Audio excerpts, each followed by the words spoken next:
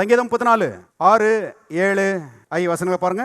இந்த ஏழை கூப்பிட்டான், கர்த்தர் கேட்டு அவனை அவன் இடுக்கண்களுக்கெல்லாம் நீங்களாக்கி ரட்சித்தார். ஜெபிச்சேன், பதில் கொடுத்தாருன்னு சொல்றான். அப்புறம் 7வது வசனம், கர்த்தருடைய தூதன் அவருக்கு பயந்தவர்களை சூழ பாளையம் இறங்கி அவர்களை, எலிசா சொன்னா பாத்தீங்களா, அதுக்கு முன்னாலேயே சங்கீதக்காரன் சொல்லிட்டான், கர்த்தருடைய தூதன் சூழ பாளையம் இறங்கி அவர்களை விடுவிக்கிறான். போராட்டமே வராதுன்னு சொல்லி பைபிளில் போடல.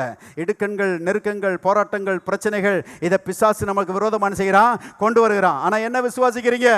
அருமையானவர்களே, கர்த்தருடைய தூதன் எனக்காக டெபியூட் பண்ணப்பட்டிருக்கிறான். அவன் என்னை சூழ பாளையம் இறங்கி என்னை விடுவிக்கிறான். உலகத்தில் இருக்கிறவர்களை பார்க்கலும் எங்களோடு இருக்கிற கோஷ்டி, எங்க கோஷ்டி தான் பெரிய கோஷ்டி.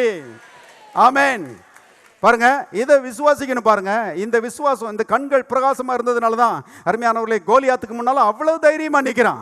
கோலியாத்தினுடைய உருவத்தை தான் பாருங்க இஸ்ரவேல் மக்கள் எல்லாரும் பார்க்குறாங்க. சவுல் ராஜா அவனுடைய உருவத்தை தான் பார்க்குறான். எவ்வளவு உயரமா இருக்கிறான் அவன், எவ்வளவு தடியா இருக்கிறான், எவ்வளவு பெரிய ஈட்டி வச்சிருக்கிறான், எவ்வளவு பெரிய கேடயம் வச்சிருக்கிறான். ஐயோ இவனை மேற்கொள்ளவே முடியாது.